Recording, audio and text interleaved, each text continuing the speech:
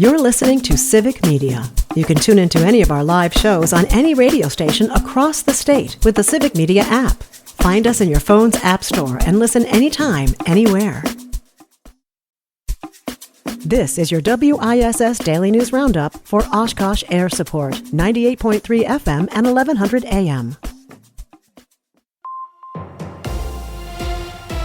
For 98.3 and 96.5 WISS News, I'm Lisa Hale. Give me your tired, your poor, your huddled masses yearning to break free. The Statue of Liberty is meaningless now and with this administration. That's Father Joe Matern of Casa Esther Catholic Workhouse in Omro, speaking to a group of about 50 people in South Park in Oshkosh Saturday morning. The No Hate, No Fear, Immigrants Are Welcome Here rally was sponsored by Indivisible Winnebago County, Wisconsin, and Vocas de la Frontera. Deb Martin of Indivisible Winnebago said rallies like this one are essential in the current political climate. We're finding that they have more fear. One of my friends said, "We can't come." And I said, "I understand that. I want you to just feel courage that there are those of us who care and that we're going to get together to see in what ways we can help." Vosa de la Frontera's Hiram Rabadon of Fond du Lac shared some of what he and his fellow immigrants are facing. Go back to your country and come back legally. The first minute I step out of the United States, it's not possible to come back. If it's a small window to become a legal resident, especially with the atmosphere right now. Rabadon has been in the United States for nearly 2 decades and has been a legal resident for the past 2 years. Reverend Ellen Rasmussen of the Algoma Boulevard United Methodist Church in Oshkosh is using her voice because many who are immigrants are frightened to use theirs. Instead of welcome, we see fear. Instead of dignity, we see raids, detentions, and families torn apart. Martin said there were similar presentations held Saturday in Green Bay, Manitowoc, and Oconto. We have an update to a story that we've been covering for a few months here. Former Green Bay School Board member Ku Lee now faces 2 felony counts for misrepresenting his legal address in the 2024 school board election. DA David Lassie filed 1 count each of election fraud and false swearing in Brown County Circuit Court. Lee will make his initial court appearance on November 19th. The Wisconsin State Patrol is teaming up with the Wisconsin School Bus Association in an effort to encourage safe driving near school buses.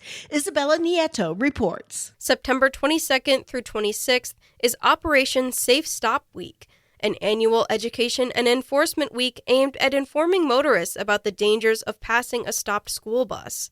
Leading up to the week, the State School Bus Association works with its members to identify bus stops where illegal passing is common. The penalty for failing to stop for a school bus increased in 2024. Citations now cost $676.50 and 4 demerit points. State Republicans have introduced a proposed bill aimed at upholding First Amendment protections on universities of Wisconsin campuses.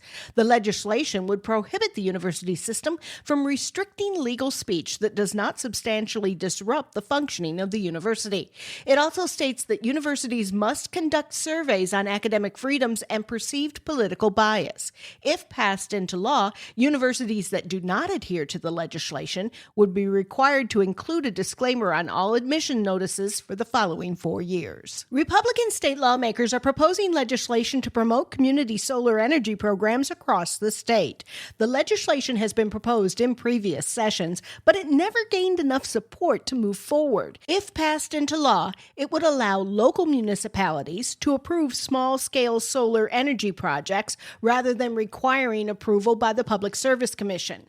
The lawmakers expect to gain bipartisan support for the measure this session, and Governor Tony Evers has expressed support for expanding solar energy use. A Madison Alder is running to become Wisconsin's first openly trans member of the legislature. Savannah Tomei Olson reports. Wednesday, Representative Francesca Hong announced she's running for governor. Hong represents Wisconsin's 76th district, which is in Dane County. That leaves her seat open, and now there's a contender. Dina Nina Martinez Rutherford is running for the seat. In 2023, she became Madison's first trans woman on the Common Council. If she wins, she'd be the first trans person in the state legislature. Here's what she told me before announcing her campaign.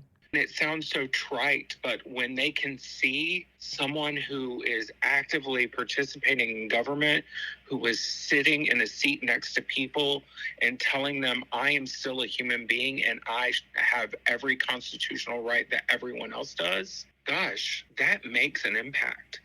And for that little kid who has never seen a trans person really thrive close to them, this is a beacon saying you belong and you are just as valuable as any other human life. Her platform includes affordable housing as a human right and public policy lifting people out of poverty. The election is in November 2026.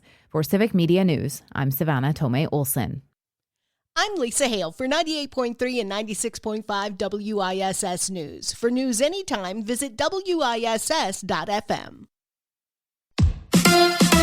The Brewers do it again. Hi, I'm Mike Clemens with sports. Baseball, the Brewers are divisional champs of the NL Central. Although they lost yesterday 5-1 to the Cards, the Reds swept the Cubs, so Milwaukee, divisional champs for a third year in a row. Manager Pat Murphy. Well, just this team finds a way. They're resilient, and they're guys that have a special it factor. NFL, the Packers shocked by the Browns, losing 13-10 on a walk-off field goal by Cleveland. Defensive end Micah Parsons. Man, it's like a movie sometimes how football works.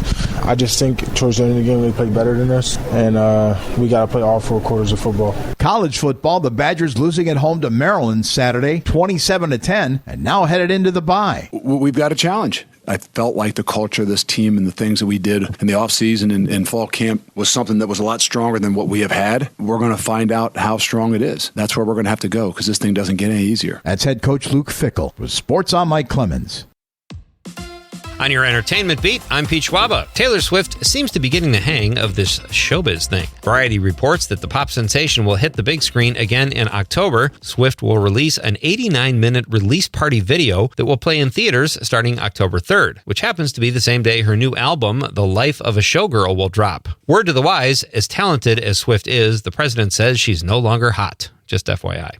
Glenn Close has always been serious about doing whatever it takes for a role, even if she looks crazy like she did in Fatal Attraction, or is a cruel villain like in 101 Dalmatians. In her new film, The Summer Book, she is saving the production money on the wardrobe budget because she appears in her birthday suit. The 78-year-old actress told AARP Movies for Grown-Ups that it was her idea to appear nude in the film, as her character says, "That's what people do in Finland," which is where the film is being shot.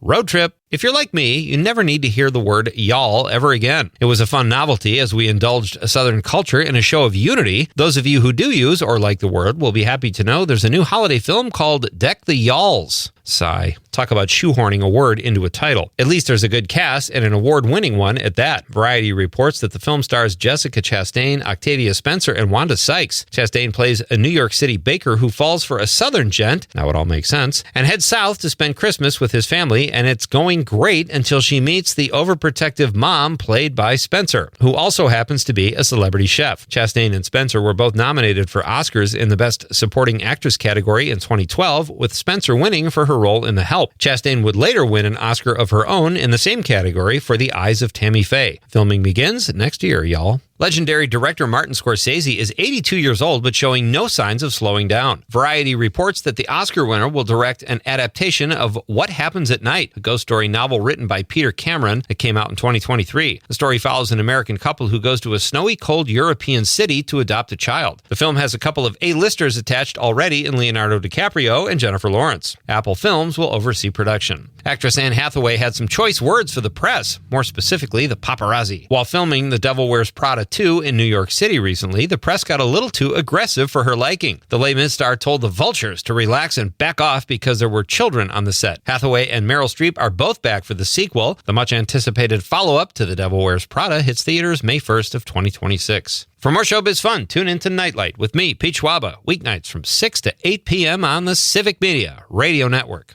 I'm meteorologist Brandon Bormans. More clouds than sun today, with scattered showers and a few thunderstorms developing in the afternoon. High temperatures in the mid-70s. For tonight, chance of a shower or storm this evening. Otherwise, mostly cloudy with some patchy fog, a low near 60. Right now, it's 64 degrees. That's your WISS Daily News Roundup from Civic Media. Subscribe to this podcast on Spotify, Apple, or wherever you find your podcasts. Find more news at WISS.FM. The national news cycle never stops, but it can be hard to find news about your local community. Civic Media is dedicated to providing quality local and state news coverage across Wisconsin. With the Civic Media app, you can get notifications about local stories that matter to you and your community. Find the free Civic Media app in your phone's app store and choose notifications from the menu to tell us what kind of news you want to hear about.